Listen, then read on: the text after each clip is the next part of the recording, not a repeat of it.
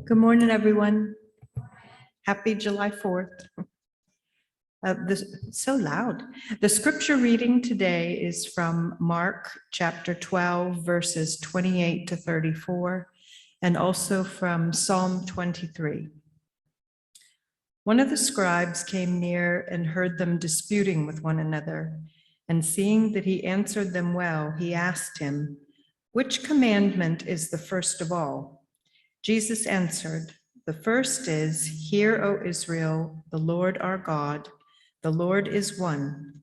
You shall love the Lord your God with all of your heart, with all your soul, and with all your mind, and with all your strength. The second is this, you shall love your neighbor as yourself. There is no other commandment greater than these." Then the scribe said to him, "You are right, teacher. You have truly said that he is one, and beside him there is no other, and to love him with all the heart, and with all the understanding, and with all the strength, and to love one's neighbor as oneself. This is much more important than all whole burnt offerings and sacrifices." When Jesus saw that he had answered wisely, he said to him, "You are not far from the kingdom of God." After that, no one dared to ask him any question.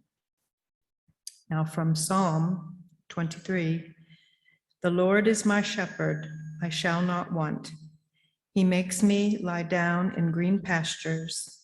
He leads me beside still waters. He restores my soul. He leads me in right paths for his name's sake.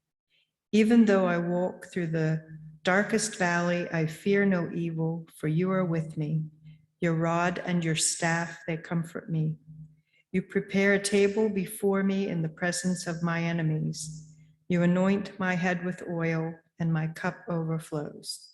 Surely goodness and mercy shall follow me all the days of my life, and I shall dwell in the house of the Lord my whole life long." This is the word of God for the people of God. Thanks be to God.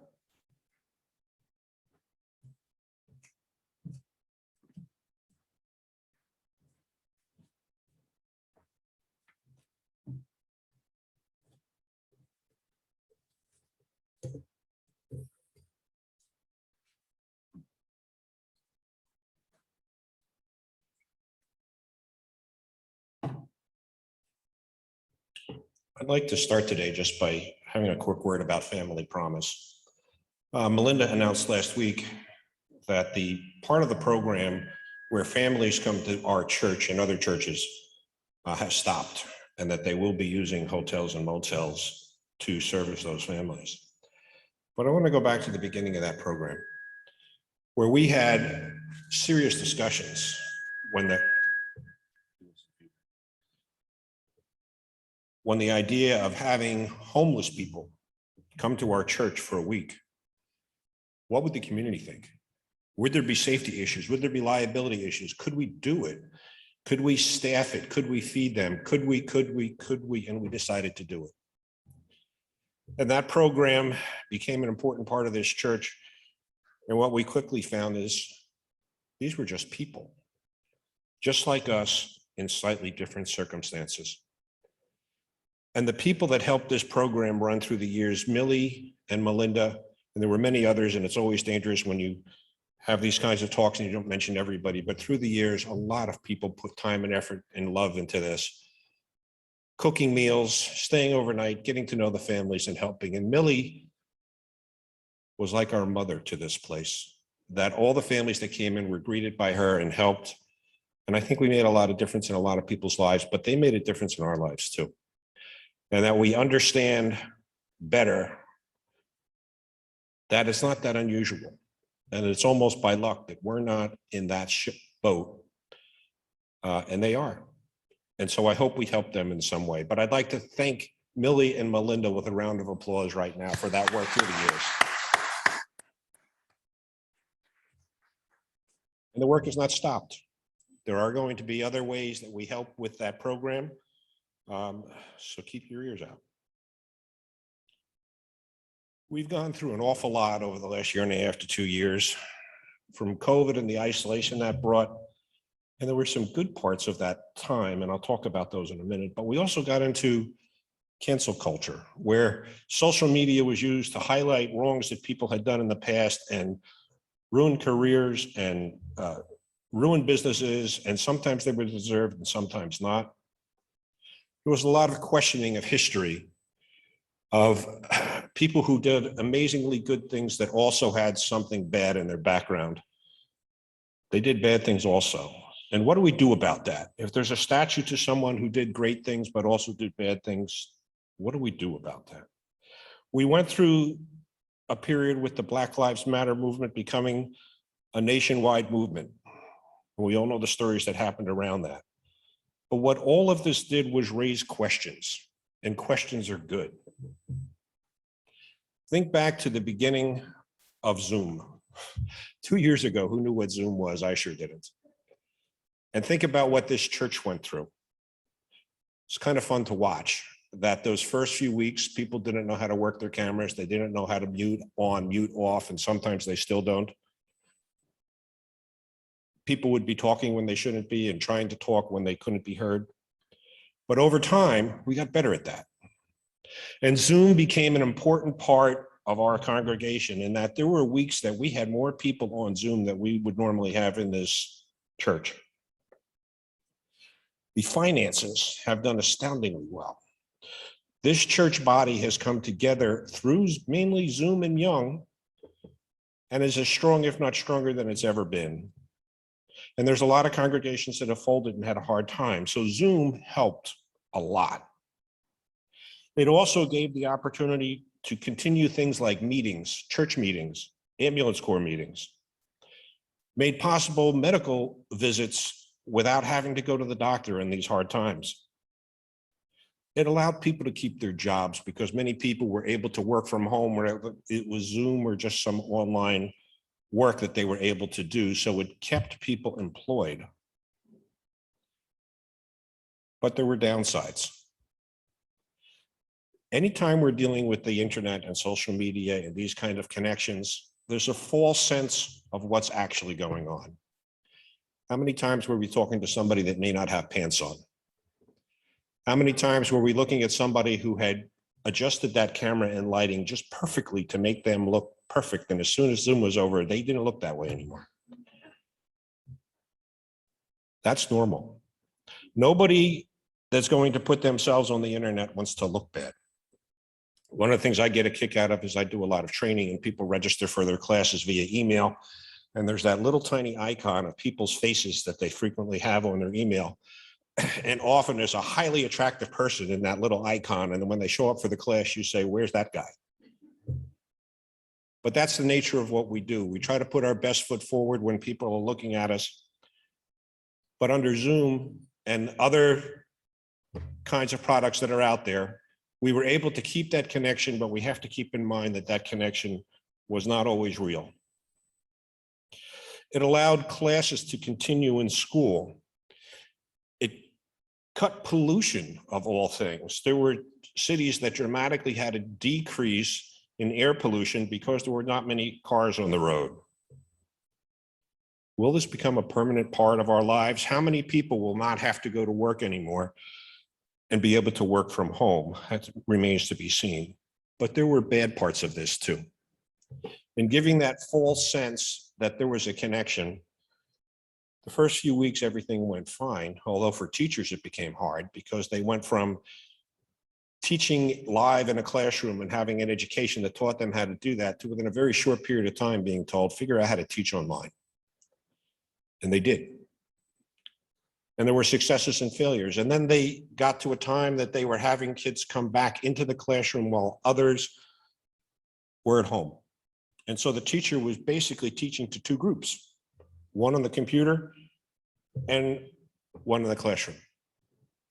And my daughter's a teacher, and we had discussions about this, and it created a lot of spin-off concerns. What do you do as a teacher if you're watching through the internet and you see something in that child's home that isn't right? What do you do about that? Is that an invasion of privacy, or are we supposed to take action? I don't know that that happened, but those are the kinds of concerns that people came up with. but somehow we got through it. But the tragedy, the weakness of this was the false sense of a human connection, and that there were many, many people who had all kinds of emotional anxiety problems through this time period because they didn't have that human connection. Think about how many high school students missed their proms, missed their graduations. I have a lot of my friends, including my wife, that we met senior year in high school. And that's where our marriage came from. And how many of those kids didn't have that? And some of them didn't have that junior and senior year. And then when they got to college, moving into their dorm room, some of them had to come home and complete their year in a bedroom. So Zoom brought a lot of positive.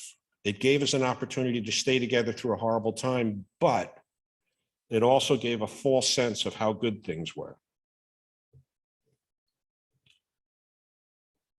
Through this time, when we weren't able to connect with each other, we got more of a sense of what was the important things in our lives. Who did we miss? Who didn't we miss? What were the things that were important to us in the past that don't seem that important now? And what were those things that may have seemed trivial in the past that are a really big deal? I've been a member of an ambulance corps for a long time, and as a leader, frequently was the one who would send flowers or baskets of fruit, et cetera, to anybody who was having a problem, a health issue, a family matter, a death in the family. And as I've talked about, I had a kidney stone several months ago. And during the peak of that, I got a delivery of an edible arrangement. If you haven't seen those, they're fruit cut into all different pieces, and they're delicious and they look good. But that simple act that somebody remembered to send me something when I didn't feel good really had an impact. That day was a down day, and that made a big difference. And I think that's the kind of thing that we need to be looking at. What were the things that happened during this time that were a big deal, even though they might have been a small gesture on someone else's part? Questions are critical during these kinds of times to understand what we need to do, what's important and what's not. Where should we go from here? I do a lot of first aid training, and one of the key things we teach people is in trying to determine what's wrong with someone is we call them the sample questions. The S is for signs and symptoms, something that you can see or the person tells you that bothers them. The A is for allergies. The M is for medications that you may be on. The P is for previous illnesses. The L is for last oral intake, and the E is for events immediately prior to this. And we try to get people to remember that. And so we focus on those words that go with those letters. And then after you've been on an ambulance call or two, you start to realize those aren't enough, that you need to ask some additional questions. When you get to the medication question, not just what medications do you take, but have you taken them normally? And you sometimes get answers like, well, I ran out of that one a week ago and I didn't refill it. Or my medication changed yesterday and I was supposed to take 2 of those and 1 of those, and I think I took 1 of those and 2 of those. So that simple question of what medication you are on wasn't enough. Last oral intake, have you had anything to eat or drink today? And the answers aren't simply good enough to say, I ate or I didn't eat. It's asking, is it normal for you what you did today? And sometimes the answer will be, I've been sick for 3 days, but I wanted to get back to work, so I didn't really eat much today. So that series of questions that are the standard that we teach in how to determine what's wrong are valuable, but by themselves, there's not enough. Questions are critical. They get good answers when you ask good questions. Have you ever seen a town hall meeting where somebody got up and they gave a flowery introduction about their background and a background of their question, and by the time they got to asking the questions, nobody cared what they were about to ask? As compared to the guy who stands up and says, my name is, and what are you going to do about, and he sits down. And that person gets a frank answer. And it sometimes is, I don't know. And other times it's the real answer. But it's the form of the question. It's the asking of the right question that gets the right answer. My wife, Sue, asks wonderful questions, sometimes too pointed, but wonderful questions. And often when I come home from a doctor visit, she will ask something about, did you ask this? I said, no, and I wish I had. So when I go for something that's not quite usual, I ask her to come along so she can both hear what we're talking about and ask those questions. But the downside to this is there's been several visits that after the dialogue with the doctor and myself, I'll ask her, does she have any questions? And then she rattles off some great questions and then answer from the doctor and another question. And as time goes by, I'm sitting there and they're having a conversation about me and I'm sitting there wondering what I'm doing here. A few weeks ago, we got in the car together after church and she says, you know, I was talking to Ed. And we got talking a little bit and I asked some questions and he has an extraordinary background. He was born in Poland. They moved to Germany. And during the war, they had to leave where they were and go by horse-drawn carriage. And they were trying to escape and a tank hit their wagon and his sister was, wait a minute. How do you know this? I've known Ed Greenwald most of my life, and I don't know any of this. Why do you? I said, well, I asked. And it caused me to go have a conversation with Ed and Olga and really understand more of this. And I'd like to spend some time talking about his story. And I'm going to skip parts of it, so ask him about it later. But he was born in Poland and they moved to Germany at a time when farmland was available and his family had a family farm there. And the war came. And as Hitler came in, he had people that were of German descent move back to Germany from Poland and people from Polish descent moved back to Poland from Germany. And they got another farm. And as the war started, his father was drafted. And within 5 weeks of starting in the army, he was captured by the Russians. It was the Russians that were coming into them.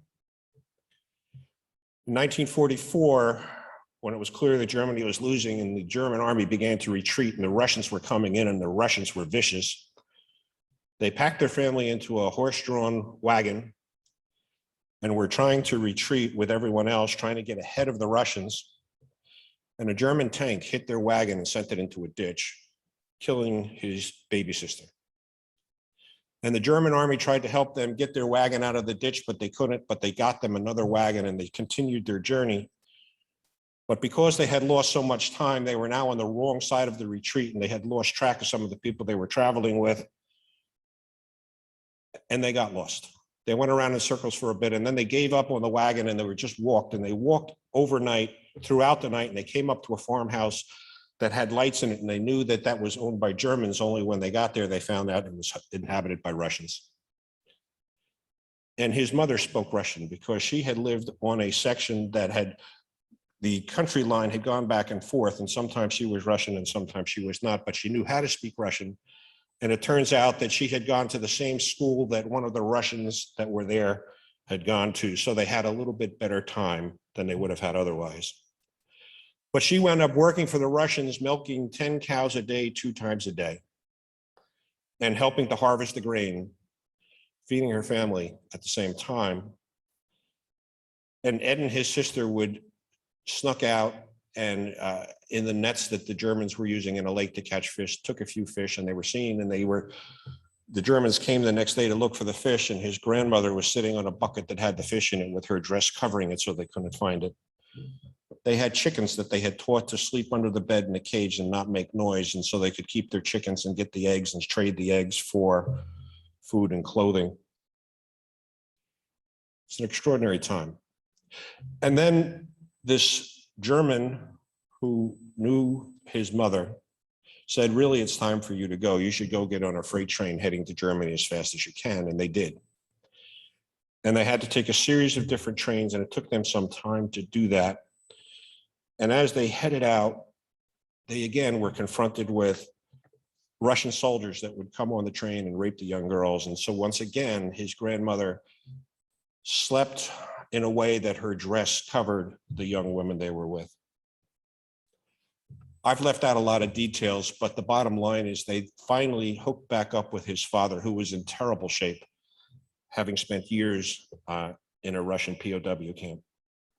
And they had made arrangements through the Red Cross to hook up with her mother's sister, who they never met, because the mother had left for the United States before she was born, and the sister had agreed to sponsor them.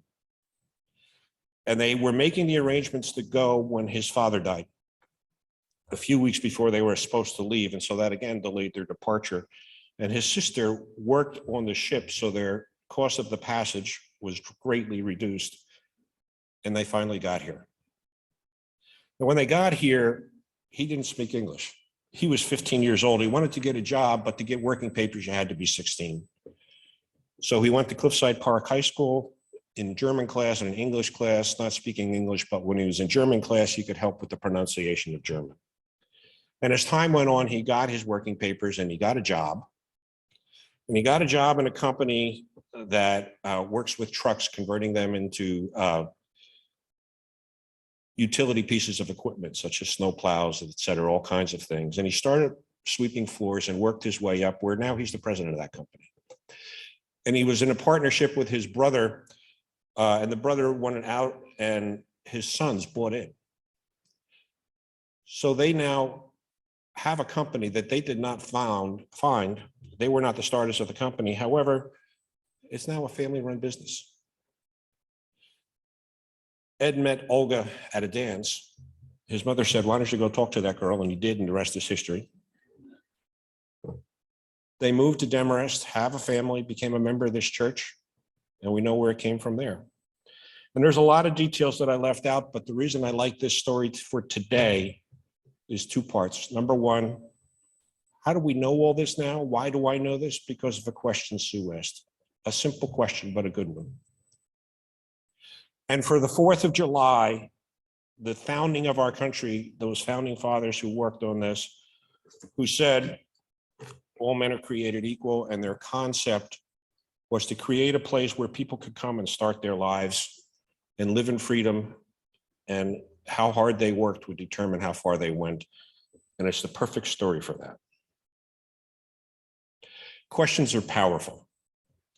There's a story about a soldier in South Carolina who was in basic training, who was fed up and he wanted to leave. He wanted to go home. He took his rifle, he left the base, and he hijacked the bus, a school bus, with young children and a driver. And the kids began asking him questions. "Are you a soldier?" "Yes." These were kindergartners, 5 years old. "Are you going to hurt us?" "No." "Are you going to hurt the driver?"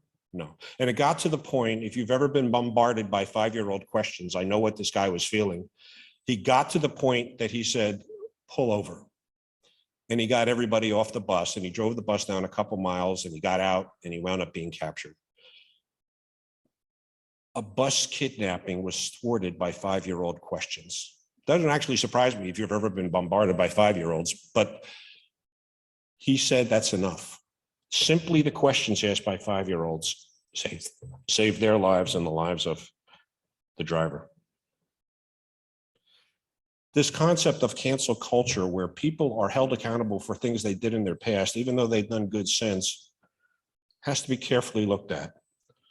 There's a young woman named Alexei McCammon, who was a political reporter for Axios, and she did a lot of work during the elections, and she was voted by Forbes as one of the top 30 under 30 as far as up and coming people.